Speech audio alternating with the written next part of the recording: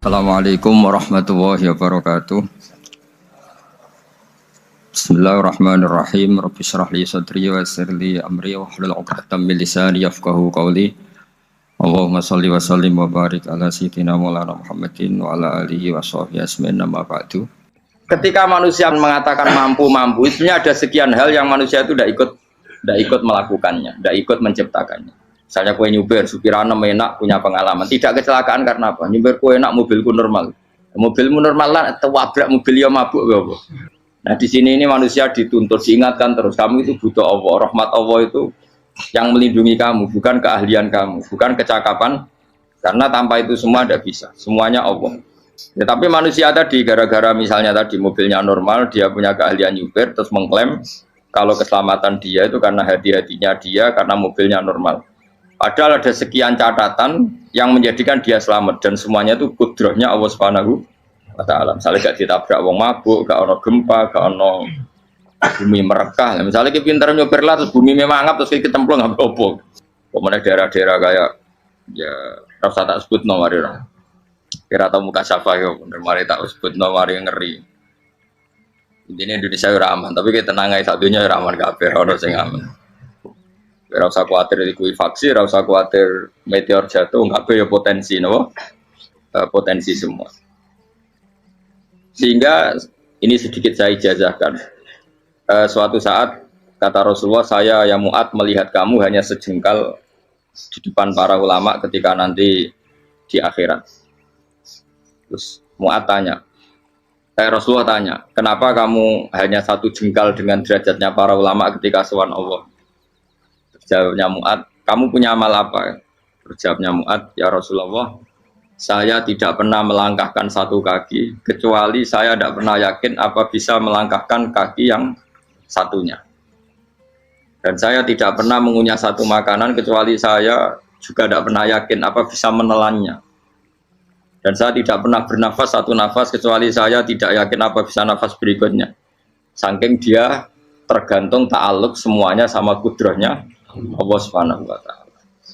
Kalau kita ini kan sok. Kalau makanan sudah di depannya kayak pasti bisa makan. Kalau dia sudah sehat jalan seakan-akan pasti bisa meneruskan. Padahal 0, sekian detik melaku dihantam mobil ya selesai. Misalnya stroke ya selesai dan bisa jalan. Sehingga para wali-walinya Allah itu orang yang filah gotin min lahadotagi, setiap kedipan dia, setiap perilaku dia itu hanya ta'aluk ambil Allah Subhanahu wa ta'ala. Itu yang disebut ya ayyuhan nasu antumul fuqara'u ila. Nah, kemudian resiko makom ini, ya semua makom tak ada resikonya. Resiko makom ini itu biasanya dia lupa doa. Kenapa lupa doa? Karena doa itu terdefinisikan. Tak wari ilmu hakikat terus rumono wis ra paham lah tak ulang no. Ya resiko ilmu saya ingatkan. Ilmu itu kan ada dua. Ada ilmu yang karena didefinisikan. Dan itu akhirnya menjadi masalah. Sebenarnya ilmu itu tidak perlu definisi. Kedua ilmu yang kita rasakan. Misalnya gini, kalau sama saya tanya. Kamu pernah nggak minta jadi punya uang banyak? Nggak tanya. Pernah nggak minta? Terus artinya minta itu apa? Terus kita mendefinisikan. Menengadahkan tangan. Bilang ya Allah saya minta uang banyak, saya minta ingin beli mobil, itu namanya apa? Tidak jauh saja, doa kan? Itu kesalahan kita mendefinisikan doa itu, misalnya menengadahkan tangan dan memohon dan menyebutkan permohonannya itu terus disebut doa. Tapi kalau menurut Allah, sistem tubuh kamu yang menghendaki punya mobil, sistem tubuh kamu yang ingin punya uang banyak, reaksi tubuh kamu yang terhinakan karena ditagih orang atau butuh uang. Ini menurut Allah ya sudah kamu itu peminta-minta. Saya ulang lagi ya. Sehingga menurut Allah kamu minta tidak minta ya tetap berstatus peminta, pengemis. Nah, orang-orang yang sudah wusul, meskipun itu kondisional ya tidak selalu. Itu ya dia pikirannya menengadahkan tangan apa enggak ya sama saja tubuhnya merasa minta, sehingga dia tidak perlu mengekspresikan minta. Nah, terus orang yang fikih bilang seperti itu tuh sombong, wong kok gak tahu dungo. Sebetulnya keliru vonis orang fikih. Bagaimana mungkin dikatakan sombong? Dia reaksi tubuhnya, elemen tubuhnya sebetulnya meminta. Dia tidak berkategori meminta karena ilmu kadung didefinisikan kalau minta itu yang seperti ini. Itu kan lama. Nanti kalau suatu saat Indonesia yang kuasa itu terlalu NU atau terlalu yang tidak NU, lama-lama ada definisi. Misalnya yang dikatakan tahlilan itu apa? Ya bid'ah, Nabi tidak pernah tahlilan. Sahabat gak pernah nahlilin Nabi, malah nggak ngaji Nabi jadi tahlil. Mana nih tahlilan jalukno sepuro mayit, ngaji Nabi jalukno sepuro. Sehingga dengan tradisi itu tahlil itu masuk definisi bid'ah karena nggak pernah dilakukan sahabat dan para tabi'in. Ya salahnya kamu definisikan. Tapi kalau udah kamu definisikan, diarani tahlil, ya mau la ilaha illallah. Terus mungkinkah satu bacaan la ilaha illallah dilarang? Wong ra oleh maca kalimat tauhid. Jadi misalnya tahlil iku nafadno kalimat tauhid. Oke tok ora ngara iso dilarang tapi nak tahlil iku mitung dinane mayit kaya budo, sakane kriminal. Enak. Ya sudah seperti itu. Makanya banyak orang salah itu karena ilmu kadung didefinisikan. Nah, definisi itu sebenarnya tidak mengikat dalam banyak hal. Ini penting saya utarakan. Ya karena seperti itu. Makanya itu masalah-masalah besar antara kita dan firqah-firqah yang lain, masalah ahli sunnah, terus masalah yang lain-lain. Memang ya sudah seperti itu. Ya saya ulang lagi ya. Ketika Nabi Ibrahim mau dibakar Namrud, itu masyhur cerita itu. Dan kemudian jadi Nabi namanya Habib Syahid. Habib Syahid itu sebetulnya hanya ngutip Habib Abdul Haddad. Jadi syair itu sebenarnya ada di Diwanul Haddad. Apa? Diwanul Haddad. Diwanul Haddad itu syair-syair Abdul Haddad ketika beliau usul, beliau mukasyafah. Terus bagian dinyanyikan Habib Syahid terus jadi populer. Saya ulang lagi ya. Tubuh kita, misalnya kamu lapar, perut kamu kan mereaksi minta makan. Andaikan kamu itu Tuhan, kan kamu tahu bahwa perut kamu itu minta makan. Tanpa kita bilang ya Allah saya minta makan, Allah tahu kalau reaksi tubuh kamu minta makan. Sehingga orang yang tidak minta pun asal makomnya makom yang ikror, mengakui kalau dia butuh, ya namanya sudah minta. Tapi fikih kadang mendefinisikan sing darane minta itu hanya madhep qiblat terus menengadakan tangan dan sebagainya. Ya sudah kita sebagai orang pengikut ya yang ikuti fikih, yang ikuti tasawuf sebetulnya itu definisi yang sepihak. Sehingga ketika Nabi Ibrahim mau dibakar Namrud, masyhur itu cerita itu. Beberapa hari mungkin bulan-bulan orang disuruh Namrud cari kayu sebanyak-banyaknya. Ketika kayu sudah terkumpul mungkin satu lapangan, Ibrahim mau dibakar. Pegawai Namrud itu bingung caranya nguncalo Ibrahim. Mereka saking gedene napa? Api. Nak dincalo kok ado iku ratok tengah. Nak diparekno iku kepanasan. Masyhur. Terus setan zaman iku ora akeh dadi setan tenan. Saiki kan duplikate sak akeh dadi setan ra tau muncul. Wong duplikate wis napa? Akeh. Singkat cerita setan itu muncul pura-pura jadi manusia terus ditemukan manjanik. Manjanik ya semacam ketepil besar yang jadi mana ya dari kiai-kiai ketepil haram mergo penemune setan. Jadi ini tuh. Tapi nak manjanik penemune setan itu betul walhasil terus dibikinkan satu manjanik semacam ketepil besar terus Ibrahim dilemparkan ke api. Lewat apa? Ketepil tadi idenya siapa? Setan. Nah ketika di tengah api itu unik. Kata malaikat Jibril datang terus tanya sama Ibrahim, ya Ibrahim apa kamu butuh saya? Butuh. Alakah haja apa kamu punya kebutuhan? Jawab Ibrahim lah, saya tidak punya kebutuhan. Amma ilaika fala, kalau ke kamu enggak. Karena kamu makhluk, apapun keren kamu Jibril tetap kamu makhluk. Amma ilaika fala. Enggak maksudnya butuh ke Allah nanti saya nyampaikan. Malah dinya Nabi Ibrahim, kalau Allah tidak usah kamu sampaikan ya sudah tahu. Gua be Jibril. Oh, aku itu ditekak kan. Ya saya ulang lagi, apa kamu punya kebutuhan? Alaka hajalah ama ilaika fala, kalau ke kamu ndak. Ndak maksudnya butuh ke Allah nanti saya sampaikan. Karena Jibril yang mentang-mentang dekat sama Allah dan tukang memberi informasi. Tapi kata Ibrahim, kalau ke Allah sih nggak perlu kamu, dia sudah tahu. Nah itu terjadi nadamanya Habib Abdul Haddad Masyhur itu apa? Hasbi min su'ali ilmuhu bihali. Jadi cukup ilmunya Allah itu menjadikan saya tidak perlu minta. Hasbi min su'ali ilmuhu bihali. Jadi ada kondisi tertentu yang para wali itu, saya ulang lagi, kondisi tertentu yang para wali itu ya tidak minta. Tapi kalau itu ditiru jenengan semua ini jadi keangkuhan. Kenapa? Wes ora ndonga tangane ditenangano, atine ora eling pangeran, kan akhirnya tak jaluk tenan. Jadi aja niru wali-wali. Nah, wali-wali itu kan misalnya tangannya tidak menengadah tapi semua sistem tubuhnya merasa butuh sama. Saya itu pernah gitu. Tapi itu kondisional dan saya juga ngulang tidak mesti bisa. Ketika saya umroh itu pernah saya ada satu kondisi itu doa ya di putaran pertama dos. Di putaran pertama saya berdoa ya agak banyak di multazam. Putaran kedua mau berdoa sudah tidak berani lagi. Sampai ke-7. Hari kedua ya tidak berani, hari ketiga tidak berani. Nah seperti itu tidak bisa dibuat-buat meskipun saya juga agak ingin. Tapi ya pas itu ya nggak bisa. Gara-gara itu korban kitab hikam, ya kitab hikam yang terkenal. Kitab hikam itu pernah cerita gini. Rubbama dallahum al-adab ala tarkit tolak. Terus di antara makalahnya itu wa inna ma yunabbahu man yajuzu alaihil ikhfal. Tapi kamu jangan niru dosa kan. Tapi jangan ingkar ilmu ini tambah dosa oke. Jadi niru ya dosa, ingkar ya dosa. Jadi ada seorang wali kata hikam. Kadang-kadang seorang wali itu mau doa diulang itu sungkan. Kenapa? Yang perlu diingatkan tuh yang potensi lupa. Allah kan masih ingat doa kemarin. Lalu itu gara-gara saya sebelum umroh itu mensinau kitab hikam itu agar fidrullah.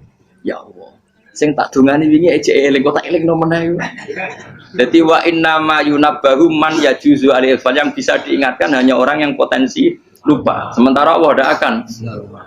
Tapi kan akhirnya dungane eling. Ya Allah kayak kemarin. Hari ketiga ya Allah kayak. Makanya menurut saya ilmunya orang hakikat itu juga ada sisi kriminalnya karena ya tadi. Tapi kamu ingkar ya keliru. Memang Allah gak mungkin lupa, ngapain kamu ingatkan. Makanya menurut saya Allah itu memang zat terbaik, benar-benar Rahman Rahim. Mestinya nak Allah terbaik itu ngomong bedino malah ngamuk. Lah aku lali tapi mbok elang eling dong. Tapi Allah itu ya maklumi ya dengan kekeliruan. Kita ini kan selalu keliru, dongo terus ya keliru sebetulnya, karena seakan-akan kan mengingatkan seseorang yang mungkin lupa. Wong Allah tidak pernah lupa kok, kamu ingetin terus. Atau kamu menggurui Allah, yaitu ya Allah nang sebadani kalau di duake, padahal nggak mesti maslahat bagi kamu. Duake orang mesti maslahat bagi kamu. Maka ada sekian contoh yang wali itu dibully pangeran. Saya sering cerita, banyak cerita wali itu dibully pangeran, digarap ya pangeran. Ini gara-gara salah dewi. Saya pernah cerita dan itu ada di hikam betul di kitab itu. Ada wali itu tukang hamal itu manol di pasar itu tukang angkut. Jadi kalau ada orang bawa barang berat diangkut dia, terus misalnya kalau dulu mungkin ya ke kereta atau ke singkat cerita terus diupahi. Saat dapat apa dia pasti pulang karena dia hanya butuh makan satu piring karena dia tirakat makan satu piring untuk ibadah 24 jam. Singkat cerita dia ngeluh ya Allah. Kamu tahu, engkau tahu, saya ini pecinta engkau. Saya ini hanya butuh makan satu piring untuk kuat sholat. Tapi kenapa harus jadi juru manol? Berilah saya rezeki yang tanpa kerja. Nah, selang sekian hari dia dituduh maling, terus di penjara, terus dapat rezeki tanpa kerja. Dia ya Allah kenapa jadinya gini? Kan kamu minta rezeki tanpa kerja. Ya itu penjara itu rezeki tanpa kerja kan. Jadi Allah memperlakukan para walinya itu memang unik. Ya kadang dibully. Sehingga dalam cerita-cerita kenabian, kata Qadiyat itu, nggak ada orang yang sering dibully Allah kayak nabinya. Karena nabi itu orang yang dicintai Allah. Jika salah sedikit saja itu, cara pangeran itu, cara kampus itu digarap, suka dipelonco, salah sedikit. Misalnya begini, Nabi Yakub itu kan nabi. Dia mungkin nyon jauh nggak tersadar, nyembelih apa itu anak sapi itu di depan indukannya. Ya beliau mungkin spontan saja, Pak. Kalau kamu yang melakukan pasti tidak ada hukumannya karena Allah tidak pati peduli sama kamu sudah lah. Artinya nggak peduli salah pantas saya nggak jelas ya gitu. Tapi ini Nabi. Ketika itu terus indukannya sapi tadi, ya Allah, Yakub itu kekasihmu. Saya tidak berani sama dia karena dia kekasih. Tapi saya tetap menuntut keadilan. Dia harus merasakan susahnya dipisah dengan anak. Meskipun dia tidak nuntut rasanya roh anak sebelah, itu tidak ada se ekstrim itu. Sapinya itu hanya nuntut, ya Allah, dia harus merasakan sakitnya terpisah dengan anak. Akhirnya Allah menciptakan Yakub mengalami terpisah dengan Nabi siapa? Yusuf. Itu kalau kata qadiyat, itu kalau yang melakukan tidak Nabi pasti nggak dibully Allah, dibiarin. Karena Nabi ini yang melakukan. Nah. Terus ini Nabi Yusuf lagi, mana rasa daftar wali berat. Nabi Yusuf itu di penjara itu karena terdolimi apa karena memang dia salah? Terdolimi. Dan ya Yusuf itu Nabi. Nabi Yusuf itu Nabi betul memang benar-benar. Meskipun ganteng dia Nabi. Syaratnya Nabi ganteng kira-kira mlebu. Nabi itu harus ganteng, enggak boleh. Nabi elek ora oleh. Karena Allah izin di kekasih kok kriting elek. Allah ya di selera dadi. Kabeh Nabi mesti yang paling ganteng di kaumnya, yang paling nasak. Enggak boleh Nabi kok pesek, kriting, enggak boleh. Tapi kalau sudah jadi orang soleh oleh. Tapi kalau Nabi enggak boleh. Enggak. Nabi Yusuf bukan, masyhur kan cerita Nabi Yusuf dengan siapa? Zulaikha. Dan belum ada orang dalam keadaan darurat masih cerdas kayak perempuan. Jadi singkat cerita, ketika Yusuf diajak Zulaikha selingkuh gak mau kan keluar dari kamar. Dalalah kebetulan wa alfaya sayyidah rajal. Itu si Zulaikha tadi spontan langsung bilang, wahai suamiku, apa hukuman orang yang ingin menodai keluargamu? Itu wong wedok. Padahal dia agak terencana, dia pun gak bayangkan kepergok suaminya. Itu dalam keadaan kepergok itu masih cerdas. Suamiku, apa hukuman orang yang mau menyelingkuhi keluarga Anda? Singkat cerita, suaminya murka, terus Yusuf di penjara, terdolimi. Ketika di penjara, kemudian Yusuf punya keahlian mentakwil apa? Mimpi. Kan tadi suaminya Zulaikha itu tidak sampai raja, ya kira-kira PM atau menteri. Raja itu punya mimpi yang bisa nakwil itu hanya Yusuf. Singkat cerita, terus utusan raja datang ke Yusuf, dan takwilan Yusuf terbukti benar. Tapi Yusuf ini seorang nabi, saya ulang lagi Yusuf seorang nabi, dia tapi ya manusia. Bilang gini ke utusannya, coba bilangkan ke raja kamu, di penjara ini ada orang yang di penjara secara terzalimi, yaitu saya. Tolong laporkan ke majikan. Itu Allah tersinggungnya itu bukan main. Nabi kok lapor makhluk. Itu tersinggung. Nah, kowe kan gak piye. Kowe ngajono proposal ya ora piye. Wis pokoke Allah kowe wis ra piye. Wong sumpen swargane ya ora langsung wae ngono pokoke kira-kira kan sudah tidak perlu ditegur. Makanya fa'an sahu syaitanu dzikra rabbi fala bisa fi sijni bid'asi.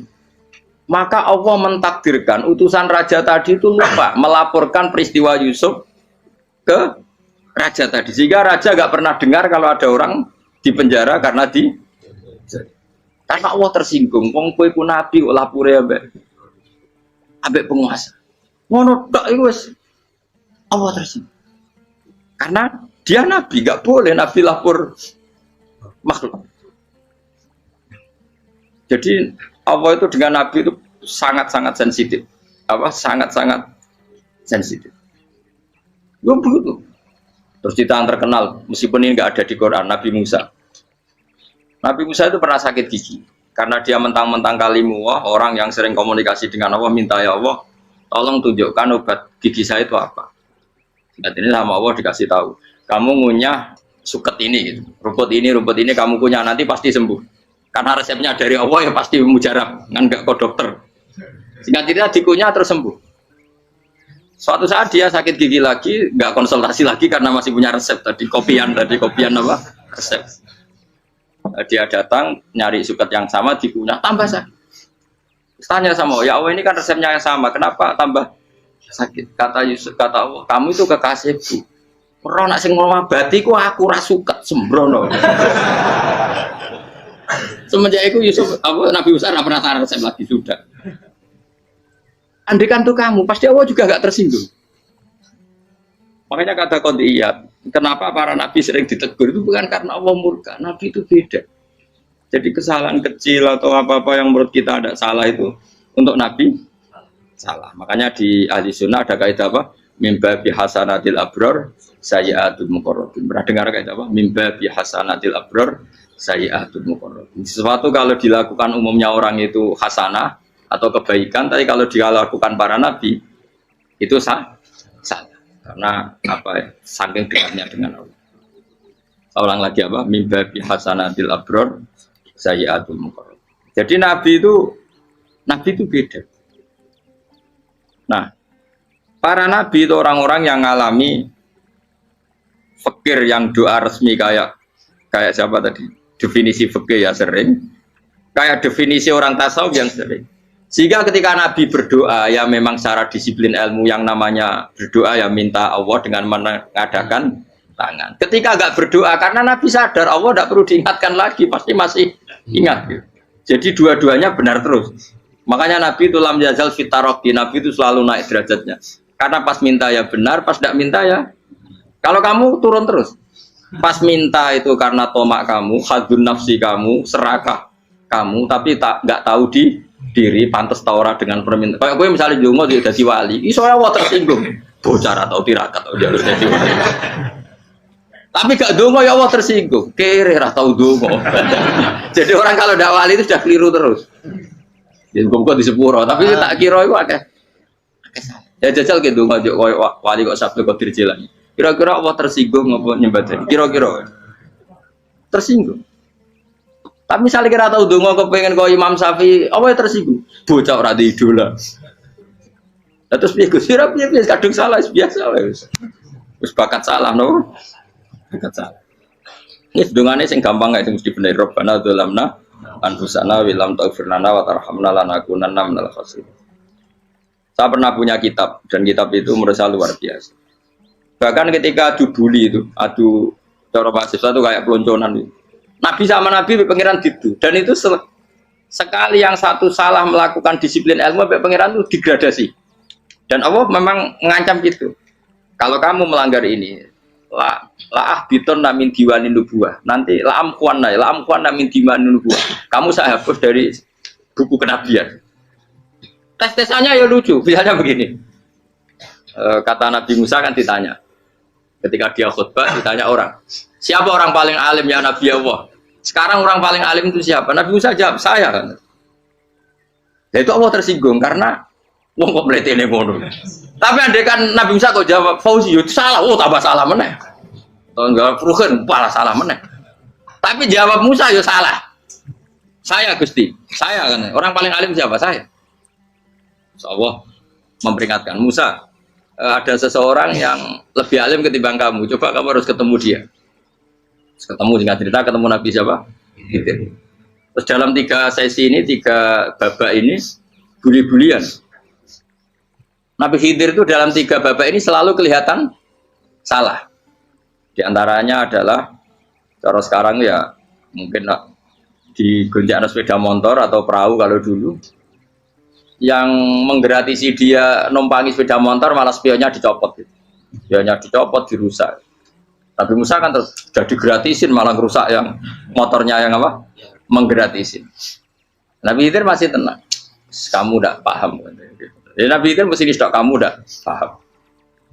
Itu kata syurrahul hadis termasuk Ibnu Hajar al-Asqalani bilangin. Setelah itu kedua membunuh anak kecil. Musa tambah marah. Anak yang belum punya dosa kok kamu sampai 3 kali ada 3 peristiwa. Itu kata syurrahul hadis. Andai kan Musa kok diam tidak protes, maka dia akan disalahkan Allah. Karena dia berarti membiarkan kemungkaran di depan matanya tanpa reaksi.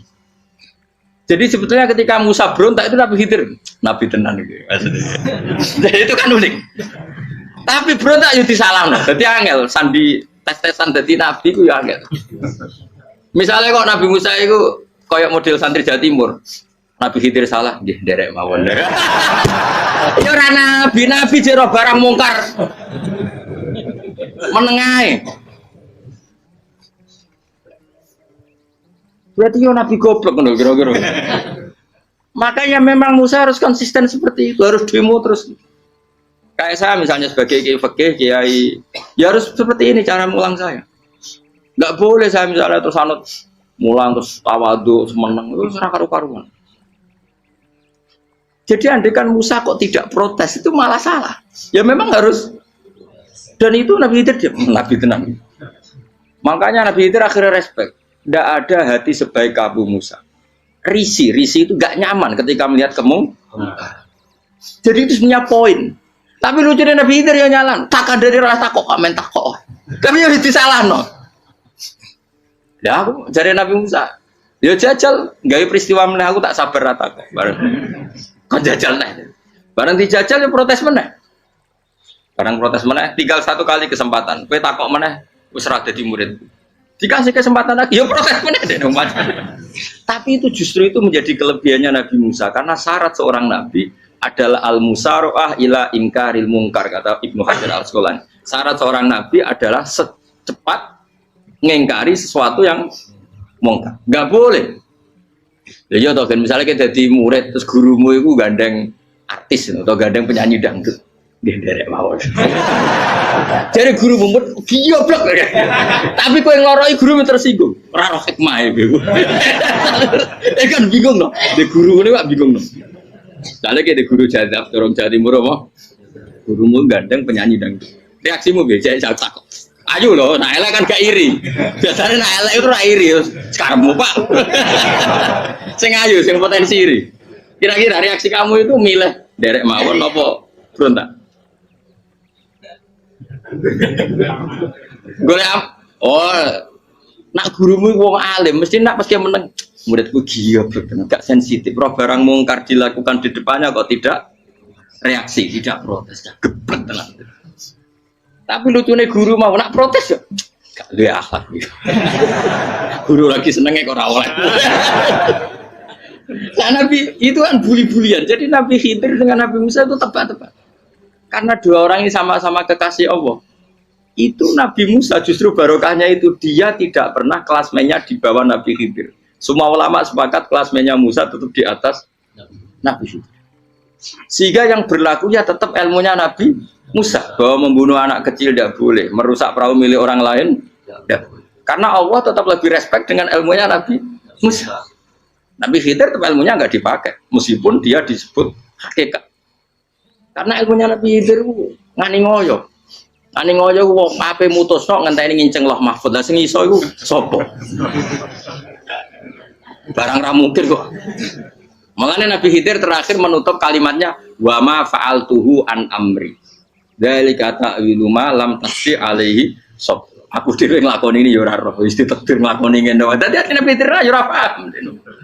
Jadi wa ma fa'altu an amri itu terakhir kira-kira artinya saya sendiri tidak melakukan ini karena inspirasi saya sendiri atau keputusan saya sendiri. Tahu-tahu saya ditakdir melakukan. Karena pas itu Nabi Khidir disetting semuanya dengan ilmu hakikat. Yaitu bayi tadi memang kutiba kafiron. Kutiba kan apa? Kafiron. Memang dia nanti kalau umur nganti tua ditakdir mati kafir. Daripada mati kafir nanti ya sudah mati sekarang. Tapi nggak mungkin kan ada syariat daripada soben beling pateni kecil. Ora syariat tetap ikut Nabi Musa. Makanya kata Ibnu Hajar Al-Asqalani itu uniknya Allah sama para wali-walinya. Wali ku klirullah itu tuh disenengi pengen. Terus pangeran nabi-nabi ini yo kecil-kecil yo panjenengan wong. Terus keempat kan. Tadi kan saya punya contoh 3 ini contoh keempat ini terakhir. Akhirnya kok ilmu meracu cukup malah bingung enggak. Nabi itu minggat itu boleh enggak? Tanpa pamit, minggat itu pergi enggak pamit itu boleh enggak? Enggak boleh. Rasulullah meskipun kayak apa disakiti di Mekah itu enggak pernah minggat, enggak pernah hijrah. Saya ulang lagi, karena butuh izin. Tapi Allah pernah punya kekasih yaitu Nabi Yunus. Nabi siapa? Yunus. Itu Quran meredaksikan ya abako. Abako itu terjemahnya apa? Minggat. Kalau pergi itu dahaba. Tapi ini Allah meredaksikan itu abako. Abako itu ya minggat. Nabi Yunus itu dakwah di daerah Nainua ya. Nainua itu ya Babylon sana. Kampungnya namanya Nainua. Ya daerah Babylon. Babylon itu kalau di geografis modern ikut Irak. Ikut mana? Irak. Jadi Kufa, Basra, Babylon. Terus siapa itu yang ngalahkan pasukan Yahudi dulu itu Buktanasor, Hebukat Nazir itu ikut mana? Babylon apa? Babylon. Bama unsila alal malaka ini di Babila Harut Amar. Makanya kalau ulama-ulama melihat Irak kacau sampai sekarang itu tidak kaget. Irak itu ardun mal'una kalau di kitab-kitab, bumi yang memang sudah terlaknati mulai dulu. Sehingga ketika ada kasus Saddam Hussein sekarang itu ulama tidak kaget. Zaman Rasulullah Sugeng itu Irak itu termasuk sudah bumi yang guna keazala. Jadi di sana pasti banyak fitnah. Fitnah pertama yang dicatat sejarah adalah Mautul Husain, apa? Kabudutnya Said siapa? Husain di Karbala. Era Imam Syafi'i adalah zaman mifnah, ulama dibantai karena dipaksa mengatakan Quran apa? Makhluk. Terus konflik-konflik sampai era Saddam Hussein terus era sekarang jadi. Nah kita ini ulama sebenarnya tahu tarikh itu. Tapi di era modern kan dianalisis karena campur tangan ini itu ya sudah lah. Sebab goblok pun aja daripada ngebantah-bantah olahraga. Ibu goblok, ibu pinter. Sekarang kan analisisnya kan, wah ini ada campur tangan pihak ketiga diciptakan ya sauni ini. Ya kalau intelijen harus ngomong seperti itu. Kalau kita seperti ulama memang dari dulu dicap Nabi hunalika az-zalasil wal fitan. Saya teruskan. Nabi Yunus itu dakwai kaumnya itu lama sekali dan tidak iman. Nah semua nabi kalau kaumnya tidak iman itu diberi hak Allah ngancam akan adanya adab apa? Ngancam akan adanya adab. Nabi Yunus ngomong gitu terusin. Nanti kalau kamu tidak iman itu pasti kena adab. Anggap saja dia ngancam gitu sudah berbulan-bulan. Singkat cerita, adab baru tinggal 3 hari lagi. Ayo nang iman, tinggal 3 hari lagi. Ya kira-kira dia ngomong misalnya Ahad, berarti Ahad, Senin, Selasa, atau kamu milih Selasa ya Rabu, Kamis. Singkat cerita Ahad itu dia gak kuat. Wah semuanya kurang telung dino kaumku tetap orang iman. Mangkel asal minggat deh. Mau minggat ya jadi mau minggat kan gak punya tujuan. So asal pergi jauh saja. Ada perahu, sekenanya dia naik saja. Namanya minggat nih. Kalau bawa bekal terencana, bawa visa paspor kan plesir namanya. Jadi minggat tuh ya gak, ya sekenanya gak persiapan. Singkat cerita sampai ikut perahu nelayan tadi terus zaman itu ya ada mitos kalau ada gelombang yang nggak wajar pasti ada orang minggat. Terus ditanya siapa yang minggat, Nabi Yunus kan orangnya jujur saya katanya. Gitu. Ya sudah yang minggat terus dicemplung gitu. Ya, terus ada yang agak baik ya jangan gitulah. Ini kan kita semua butuh selamat. Dudi dulu. Terus Dudi satu lagi ketemu Yunus. Coba mungkin salah udahnya Dudi lagi ketemu sampai 3 kali ya ketemu Yunus. Makanya fasahama fakana minal mudhadis diuji dia kalah kemudian tenggelam. Fal taqamahul khutu wa huwa mulim. Terus dia diuntal ditelan oleh ikan nun.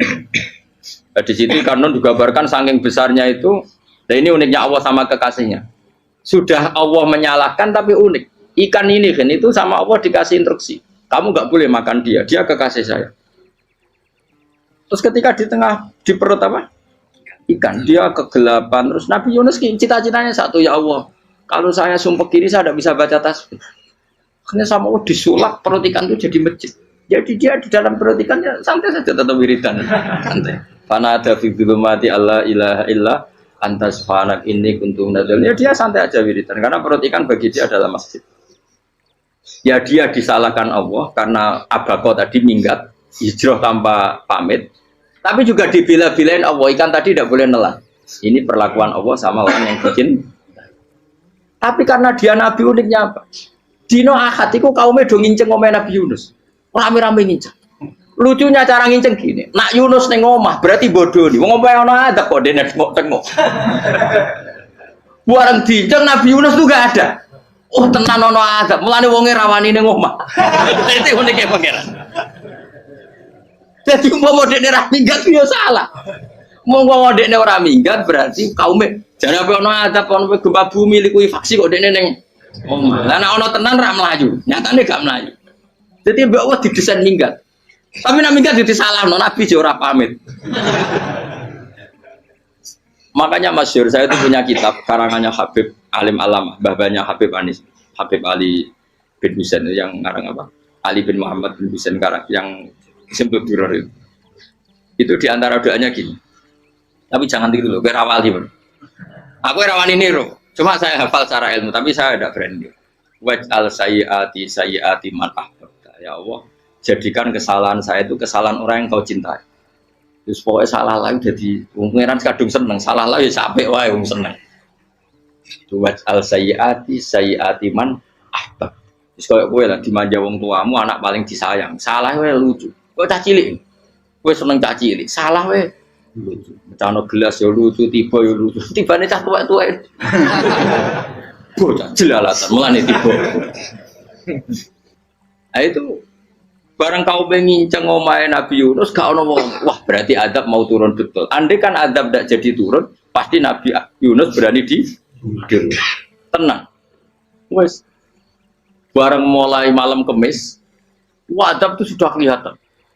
Ada puting beliung, ada apa, sudah jelas pasti ada adab. Kaum yang lapangan tobat finish. Secara bal-balan menit-menit apa? Terakhir. Wah, itu agak pengen ditompo tobatnya. Wes gak sida tak adab wong kowe tobat. Singkat cerita Nabi Yunus hari ketiga atau apa dia selamat. Pakai versi yang umum saja. Selamat faltaqamaul hutu bahwa falaula annahu kana minal musabbihin la bisa fi batni ila yaumi yub'atsun. Akhirnya dimuntahkan sama ikan don tadi terus dia keluar. Barang keluar tanya-tanya kabar, gimana kabar kampung Nenua? Baik-baik saja. Kabar awani mulai karena dia tahu kalau orang bohong itu dihukum mati. Padahal dia bohong, katanya Kemis itu ada adab, ternyata kampungnya baik-baik. Padahal baik-baiknya karena mereka jadi masyarakatnya nyari dia karena mau iman. Si nabinya agak berani pulang karena nanti dihukum mati. Aku pangeran nabi kekasih itu dia, pangeran ya bully gitu. Oh itu gue beda-bedaan, wong kekasih pangeran, aku yang ngerti pintu langsung diatap.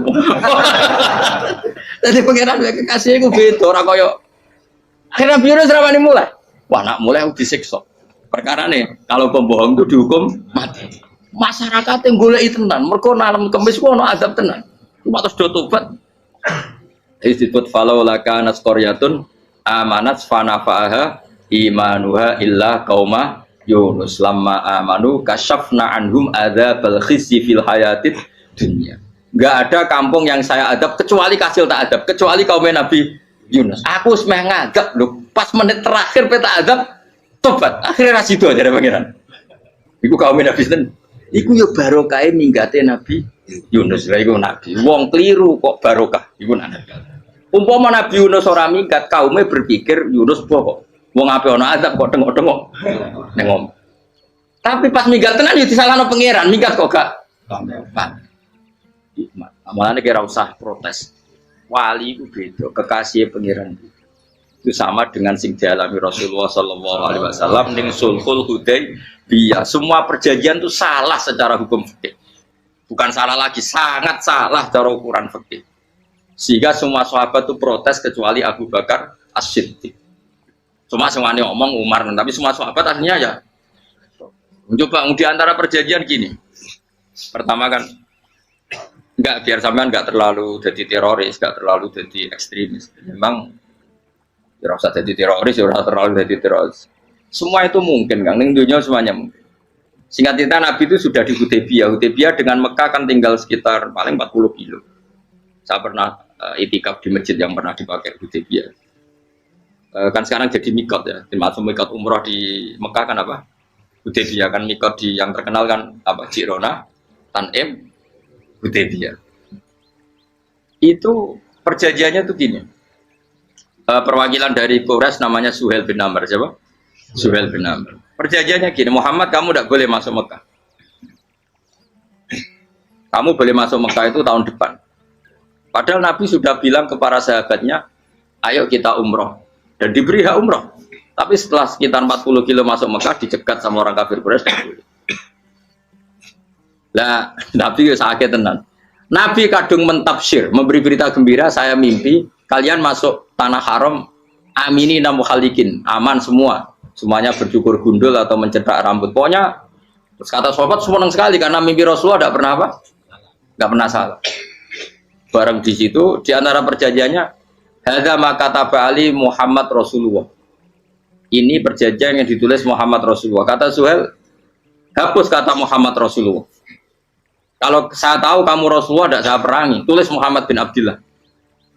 Kata Rasulullah, ya Ali hapus tulisan Muhammad Rasulullah. Kata Ali, tidak saya akan menghapus setelah Muhammad Rasulullah. Saya Nabi unik. Hapus gak populi, masih hapus aku tetap Rasulullah. Tulisan. Jadi Nabi ya relax saja. Tapi Ali katanya, fawwama ana bimakhihi abadan. Saya tidak akan menghapus tulisan itu selamanya. Kata Nabi, kowe nek ora gelem ngapus, tanganku didono, aku sing ngapus. Nabi kan umi tidak bisa baca terus. Tangannya Nabi sendiri yang dilewatkan Ali ke tulisan itu sehingga terhapus. Nabi ya rileks, wong tulisan wae aku ora ditulis Rasulullah ya tetep Rasulullah. Nabi masih rileks. Terus perjanjian kedua, kalau ada orang kafir Quraisy masuk Islam harus dikembalikan karena berarti keluar dari habitat. Tapi kalau sudah Islam kok masuk kafir lagi harus dibiarkan karena berarti kembali ke habitat. Nabi bilang ya nggak masalah. Semua perjanjian itu merugikan Islam. Itu secara fikih pasti salah. Akhirnya Umar itu protesnya keras sekali. Ya Rasulullah, apa engkau masih nabi? Utakai sengak. Apa engkau masih nabi? Dan Nabi siapa santai bala ya saya masih nabi. Tapi kenapa kamu hinakan kita dan memberikan kehormatan pada orang-orang kafir itu? Jawabnya kan Nabi lucu. Ya agama itu kayak pangeran. Masih aku perjanjian yang ngono kok pangeran sing angkat agama iki tenang wae. Kan Nabi kuwi perjanjian mek manusa gampang. Jadi Nabi itu sange imannya Allah tetap yu'izzu hadaddin. Allah pasti memuliakan ini agama. Apapun perjanjian yang diciptakan manusia. Makanya bapak saya, Mbah Mun guru saya itu ngaram-ngaram tenan mikir Islam. Islam mbok pikir haram, ono sing duwe. Ben ngono. Dunya rusak kok ben tetep Islam mulya. Rasa mbok pikir terus keliru-keliru lah perjanjian itu dunya keliru lah. Lo coba Uni Soviet kayak apa hegemoninya? Kayak apa kuatnya Uni Soviet 100 tahun mengkooptasi Uzbek, Tajikistan dan tapi apa bisa menghilangkan keimannya orang Uzbek Ceknya? Ketika Uni Soviet bubar langsung malah negara-negara itu jadi persemakmuran yang negara apa? Indonesia kayak apa? Dikooptasi PKI, dijajah Londo 350. Mbah Soleh Darat alim zaman Londo, buyut-buyutku alim zaman Londo. Iku semondok Mekah ya alim. Zaman PKI akeh wong alim. Saiki ayo zaman Islam Nusantara apa ono sing alim koyo itu Islam menarik zaman wis di regani negara, zaman rung di negani negara wis mul. Karena ini agama milik Allah. Punya ketahanan yang luar. Ya, semuanya dari Nabi tentang perjanjian salah lamar. Enggak apa-apa. Inna wa ta'ala a'azza hadati. Inna wa ta'ala la yudhi'u dinahu wa la yudhi'u. Pokoknya pangeran bakal ngembar agamanya orang masalah perjanjian keliru lah. Perjanjian ketiga itu semuanya merugikan Islam. Tapi apa kata Abu Bakar ketika protes Nabi gak dijawab, datang ke Abu Bakar. Menurut kamu gimana? Jawab Abu Bakar lucu. Makanya ini menunjukkan